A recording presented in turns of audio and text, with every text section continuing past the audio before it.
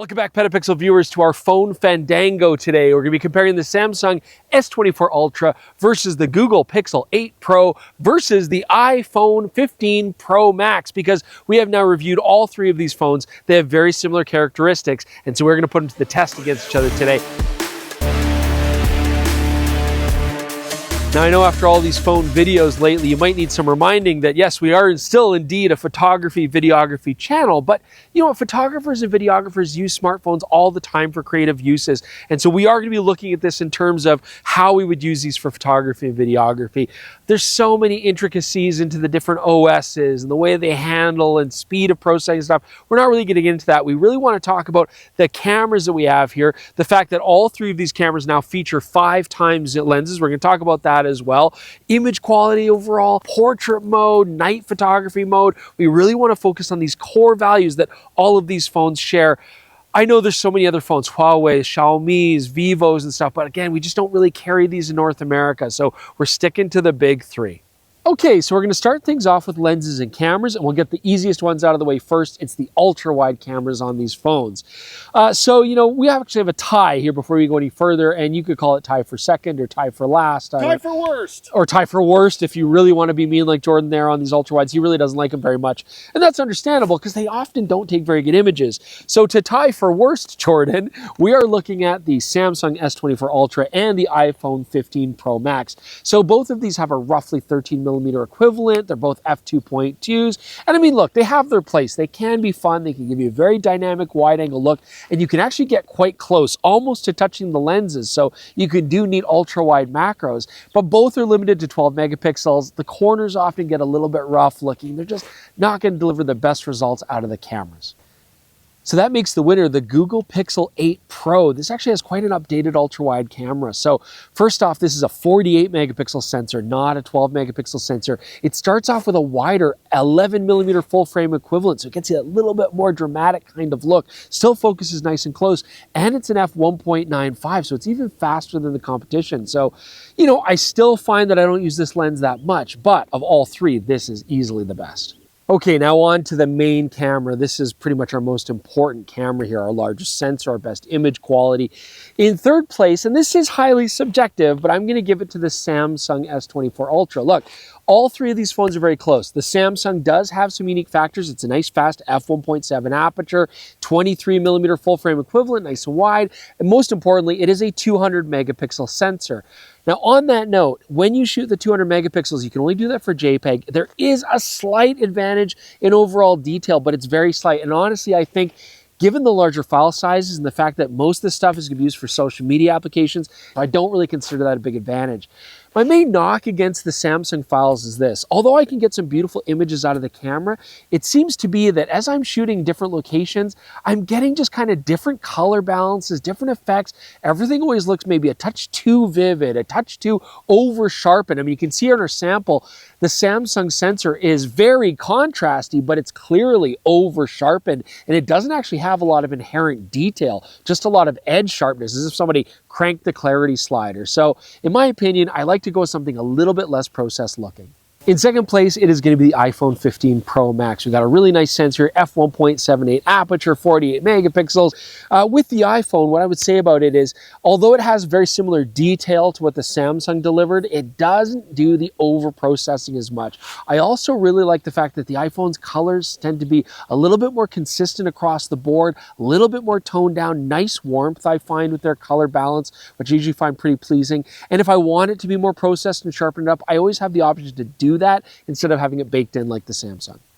So first place, it's another win for the Google Pixel 8 Pro. With its 15 megapixel sensor, f1.68 aperture, 25mm full frame equivalent, this is a fantastic main camera. As you can see in our samples, what the Google seems to have is just more inherent detail than the other two sensors without over processing it. The other thing I will say here is, when we were looking at our files that we shot across many different locations, the Google just seemed to have the nicest, most neutral color balance. And then from there, you can take it whatever direction you want if you choose to shoot your HEIFs and your RAW files.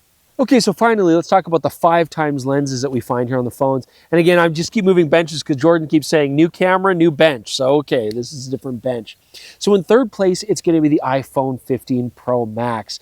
This was one of the new changes to the Pro Max, was to add a new 5x lens. And you know, it's a nice range. I love the focal length. It's an f2.8 lens for sure, but it's only 12 megapixels. And you actually do see that difference. I mean, see it here compared in our charts. It just does have far less resolution and detail than the other ones are going to have. Now, that all being said, I get that for social media applications, this isn't going to be a big deal. But if you want to use this 5x lens to shoot landscapes or still lifes, and you want to get the best detail, the iPhone is not it. Okay, in second place, it's the Samsung S24 Ultra, but there's interesting backstory before we get into the lens itself. Up to this point, Samsung was famous for a 10x lens. I mean, that was their claim to fame, and people really got used to that extra reach, the extra distance, still pretty good optical quality. And then with the S24 Ultra, Samsung decided to get rid of it, go to a 5x lens. And there is some logic to making the switch because now behind that 5x lens, you have a new 48 megapixel sensor. And thus, with a crop, you can still get that 10x range with basically the same megapixels that we had before. Still, it is upsetting a lot of people. But when we're talking about this actual 5x lens in comparison to the other companies, it does give good resolution. I do like the fact that it's optically image stabilized very well. I didn't have any problems hand holding it, but it's got a slower f3.4 aperture. It's also worth pointing out that Samsung S24 Ultra also has a 3x lens. It's a 10 megapixel sensor that upresses to 12 megapixels. And frankly, it's nothing to really write home about. In the end, we're really just going to stick to that ultra-wide main and 5x lens. And in first place, another win for the Google Pixel 8 Pro. You know, their 5x lens has a big 48 megapixel sensor. It's got great image stabilization, a fast f2.8 aperture, so it easily dominates the field here. But we also should talk about why the Google Pixel 8 Pro is winning all of the lens and camera categories. And that's because Google really made a big effort with this latest phone to increase the sensor size across the board, update the optics. We really saw some big hardware changes, whereas the iPhone and the Samsung, really, they just updated the new 5x lenses. Otherwise, they basically borrowed a lot of the exact same hardware from their older phones. Okay, so our next category, it's portrait mode, something that I use all the time on a smartphone. And although this phone won all of our lens camera categories, it's going to be third place when it comes to portrait mode. It's the Google Pixel 8 Pro. Basically, Google just hasn't refined this process very well. So one big quirk, I'm going to look at the main camera first. You don't get it with the 1x camera. You get actually a 1.5x range. So it does change your background a little bit in perspective, I mean, compared to the other two cameras, but it works fine. The problem here, first, around the hair, it just still can't handle it. I mean, it just kind of blocks it out. It has a weird kind of halo around areas that it struggles with. And in general, your subjects tend to have a bit of a cardboard cutout. Now, we also wanted to push it with pets and see how that does. For a lot of people, pets are their favorite portraits that they take. And again, the Google lags behind. So here looking at my dog Penny with that 1.5x focal length. It's the same issue. I mean, we just get these weird halos. It struggles with the hair and how to deal with it. But another problem it tends to have is just how it renders the areas that are in focus to out of focus properly with depth maps. I find that there's certain areas that should be soft focus but are still in focus. We also notice as well, you can see this portrait we took of Jordan here where it does strange things. This piece of grass, the head of the grass is still in focus, but the stem is out. It just gets confused in a lot of situations. I also want to do an example at the 5x lens because this is where I would shoot a lot of portraits. With the Google Pixel 8 Pro, it's interesting that you cannot actually shoot the 5x lens in portrait mode. What I had to do there was just shoot the 5x lens normally and then apply a portrait effect. And so here we can look at my daughter Maddie, and it's a similar story here. You can really see on her ponytails where it's just struggling to know what to do with that situation, and the rendering just doesn't look very natural. So in second place, it's the Samsung S24 Ultra. And when I first reviewed this phone, I was actually blown away by how good the portraits are. And I really want to elaborate on this. I think it's important. But what I soon realized, and why these side-by-side comparisons are so handy, is looking at them side by side, what the S24 Ultra seems to do when dealing with difficult hairs or flyaway hairs, or having to render the distance from hair in front to hair in back, is it tends to just really blur any sort of errant hairs. Now, if you're doing a portrait of, for example, Ben here, who runs this very slick, clean look, no problem, does a great job. And the other people I shot, Jaron and Jordan, they both have close cropped hair. So even if it did chop any hair off or blur any hair right out, it looked pretty natural. But with my daughter, Maddie, we're not getting any halos or anything like the Google does, but what it's basically doing is artificially blurring out hair that should still be in focus. And so you really notice it more there. Otherwise though, with the 1x main camera, I really like the result of how it handles the natural rendering of in focus to out of focus. That's nice and natural. You know, she doesn't look like a cardboard cutout. And then when I shot my dog Penny, similar result here. We're getting a more natural rendering of the subject against a soft background. So I think Samsung still has a more refined look than Google. When we look at the 5x lens, it's the same story. I like the natural rendering, but again, it does chop that hair off in a sort of awkward way. In a social media post, you might not notice it. That's why it gets our second place, but there is a better one out there. So our first place winner, it's the Apple iPhone 15 Pro Max. So first off, looking at the 1x lens, it just has a very natural rendering. You'll see that the hair is rendered nicely. You know, my daughter, she just blends into the background effectively. I like what it does with her arm in the foreground out of focus, the leaves beside her. It just looks the most natural. And here with Penny on the Apple iPhone, again, it's a really nice look. I think this is the best phone for taking pictures of pets. You can see things like how the hair on her chest is a soft focus, but as it goes further back her body, it just goes more naturally out of focus in a very realistic photographic way. And Apple, I think, is just doing the best work with their depth maps, but also they said they're specifically trying to mimic the look of particular photographic lenses known for good bokeh. Whatever they're doing, it seems to work. And now here, let's take a look at the 5X lens. My only caveat here, it has the most natural rendering, absolutely, still the best depth maps, but it is only at 12 megapixels, so it's not going to have the same sharpness that you're going to get out of the other two cameras. But I still think the better actual portrait look, more realistic bokeh is more important than the megapixels, and again, in most social media situations, it won't even be an issue. Okay, so we got this beautiful light, but it's going down behind the hills. It's going to be dark soon, so this seems like a good time to talk about night mode. So in third place, it is the Apple iPhone 15 Pro Max. I mean, iPhones kind of struggle with their night mode. They did improve it on this latest iPhone 15 series of camera phones, but it still needs some work. I find that first off, you're limited to 12 megapixels. You cannot get any more resolution than that. As well, it still is the noisiest out of the three cameras. And on top of that, the thing with the Apple is, you can choose whether to engage or not engage night mode, but it's up to the camera to tell you when that's even available. It'll only unlock night mode as an option when it's dark, whereas the Samsung and Google, I can use night mode even on a bright sunny day, and that can actually sometimes be very useful to get better shadow detail or deal with strong contrast. In second place, it's the Samsung S24 Ultra with their night mode that they call nightography, which is an adorable name. Now, the Samsung S24 Ultra actually does a pretty good job with dark situations. First off, it is limited to 12 megapixels, and they are over-processing the hell out of it, but I actually like the way it looks. So here's the thing. First off, compared to the iPhone at the same 12 megapixel resolution, I feel the Samsung just has more inherent detail as it is, and definitely less noise. They're certainly getting rid of the noise with noise reduction, but their sharpening is working.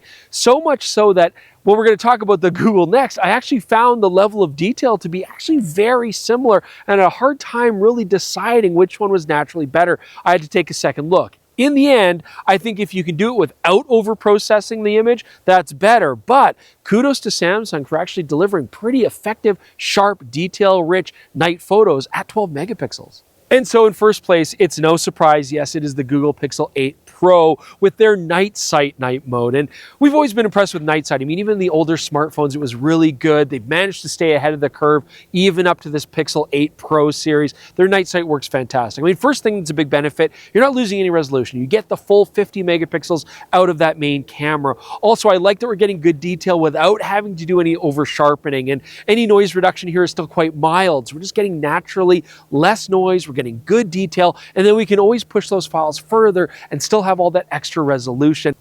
All right, it's Jordan to talk about the video rankings for these. And before we get started, I just want to mention, we are just talking about the default video apps that are built into these. You can expand all of these phones with some third-party apps, but then that gets really complicated, and I don't want to subject you to that. So in third place, it is going to the Google Pixel 8 Pro. Now, the big reason for this is, looking at the video, I did find It doesn't have a lot of detail and it is extremely over sharpened. As well, any of the digital stabilization has some of the weirdest warping of any of the three phones. I just felt like the video was very artificial coming off of this. And as just a personal note, it doesn't offer 24 frame per second recording straight out of the camera, and that's my preferred frame rate, so it was destined to lose. Second place is going to go to the Samsung Galaxy S24. Here we get quite a bit more detailed video than what I saw in the Pixel 8, but more importantly than that, because we have such a high resolution sensor, it's capable of capturing 8K video, and I did see a noticeable improvement in detail when we jumped over to that mode. This also gets us 24 frame per second recording and easy access to manual controls. This is the best Android phone that I've used for video, so it's clear number 2. First place is going to go to the Apple iPhone 15 Pro Max, because I've been complaining for years, why is all of our phone footage so gross and over-processed and contrasty? And Apple has introduced their own log format with this. Now, it's only available when you're recording ProRes. Takes up a lot of space unless you use a third-party app. But I've got to say, the image coming off of this is comparable to like an APS-C camera. Tons of dynamic range, and most importantly, I can get rid of that over-sharpened, over-saturated look. You can get beautiful footage out of this if you record log, and even if you don't, you're still getting nice consumer-friendly video with very easy-to-use tools. For years, Apple has been known for having the best smartphones if you're interested in video, and that is going to continue moving forward. Okay, so we tally up our scores here, and it looks like our overall winner is the Google Pixel 8 Pro. And that does make sense. I mean, we gave a lot of weight to how this camera operates for photography, and it really does seem to have the best sensors and the best lenses involved. That being said, we also really like the fact that the Google Pixel 8 Pro has great neutral color, and it seems to give the most raw, untouched detail for a photographer to work with afterwards. You also don't need to download any extra apps to unlock anything on the Google Pixel 8 Pro. You already get access to all your manual controls right there in the camera app. However, it's also worth pointing out that if you're into videography, it scored the lowest. And if you're into like AI-based editing, like portrait modes and stuff like that, it's also quite poor. And the cloud-based AI that Google's introducing with its Gemini product just isn't quite there yet. It still looks very unconvincing and very rough. Our second place winner is the Apple iPhone 15 Pro Max. And this is an interesting camera because first off, what Apple is really doing is they're aiming the camera at the more casual user. They want to have easy, convenient, fun things like great portrait modes, for example, and nice color, which the Apple delivers. If you do want to unlock more professional capabilities, you're looking at downloading an extra app like Halide or something to really unlock some of the features of the camera. If you're into videography, this is absolutely your choice, especially if you get the Blackmagic Video app. The other thing I want to point out too is HDR. I mean, Samsung and Google are starting to do that. Looks like Google's made their own proprietary HDR format, and Samsung is heavily borrowing from that. But the Apple HDR format is not only more universal, working across many more displays, both for photos and video, but they just do a better job with the HDR processing. They get much better image quality out of it, whereas Google and Samsung still have a ways to go. Okay, so third place goes to the Samsung S24 Ultra, but again, these are just point rankings. Let's keep things in context. The S24 Ultra actually won the most second place finishes. I mean, it really is a fantastic all-around camera and phone, and it does a really good job. You also have some nice unique features like the stylus, which would be really handy not only for work outside of photography, but also for making selections, for drawing around subjects, and for even using as a remote timer. Samsung, though, seems to be borrowing a lot from Google and following the pack. It's weird that they kind of let go of what made them unique with their 10 times lens and are really trying to copy what the competitors are doing. And because they're borrowing a lot of technology, they can never really be ahead. They can only be the same or lower. The other issue I would say, if I had any complaint about the Samsung S24, is that although casual users might absolutely love the vividness and the look of the photos, a lot of people who are more enthusiastic or wanted to have more control found that there was a lot of processing baked into the S23 Ultra, for example, and they were really hoping that that would go away when we moved up to a newer phone, but it looks like Samsung hasn't really changed anything. They've really stuck to a lot of what they saw in the older phones, and that's unfortunate. They had an opportunity to kind of shake things up and evolve their cameras, and they kind of just did more of the same. I'm sure you'll have a lot of comments and a lot of disagreements, so let the comment firestorm begin. You can find that right below. Subscribe to the channel if you still like us. That'd be really nice. And always listen to our podcast. It's on the exact same YouTube channel. You can watch it here, or you can listen to it on all your favorite podcasting apps. Thanks so much for joining us. We'll see you soon with more episodes of PetaPixel, and for a long time, they won't be smartphones, I hope.